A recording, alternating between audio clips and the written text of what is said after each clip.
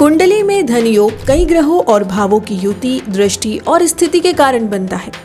ज्योतिष शास्त्र में धन और संपत्ति के लिए खास तौर से धन भाव, लाभ भाव और भाग्य भाव महत्वपूर्ण माने जाते हैं।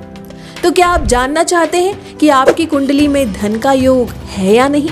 क्या आपकी किस्मत में है ये खास संयोग जो आपको बना सकता है अमीर?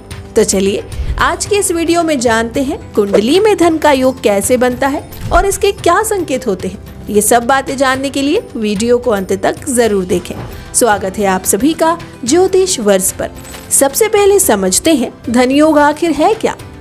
धन योग यानी ऐसा ज्योतिषीय योग जो आपके जीवन में धन, समृद्धि और भौतिक सुख सुविधाएं लेकर आता है।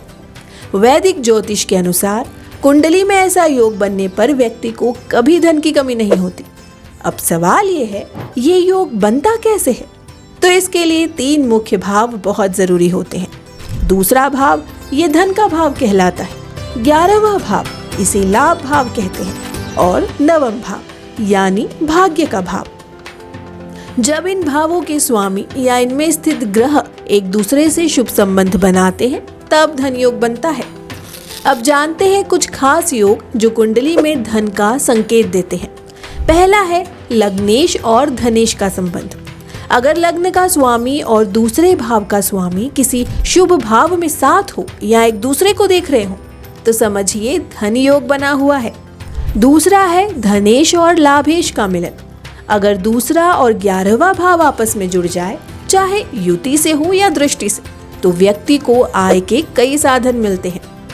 तीसरा है त्रिकोण और केंद्र के स्वामियों का मेल। जब लग्न, पंचम या नवम भाव का स्वामी केंद्र भावों से जुड़ता है तो ये भाग्य और धन दोनों को मजबूत करता है। गुरु और शुक्र की शुभ स्थिति। गुरु ज्ञान और विस्तार का प्रतीक है और शुक्र विलासिता और सुख सुविधाओं का। अगर ये दोनों ग्रह कुंडली में शुभ स्थिति में हो तो व्यक्ति को धन की प्राप्ति होती है। अब बात करते हैं कुछ विशेष और शुभ योगों की, जैसे महालक्ष्मी योग। अगर नवम भाव का स्वामी अपनी उच्च या मित्र राशि में हो तो ये योग व्यक्ति को अपार धन संपत्ति देता है। अगला है गज केसरी योग। जब चंद्रमा और गुरु केंद्र भावों में हो तो ये योग बनता है।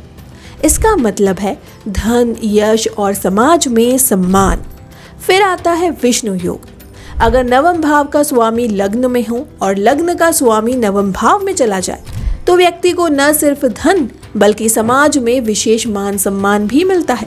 और हाँ, कुछ छोटे लेकिन असरदार संकेत भी होते हैं, जैसे अगर कुंडली के दूसरे भाव में बुध, गुरु या शुक्र जैसे शुभ ग्रह हो तो ये भी अच्छा संकेत होता है। 11वें भाव में शुभ ग्रह हो तो आय के नए स्रोत खुलते हैं।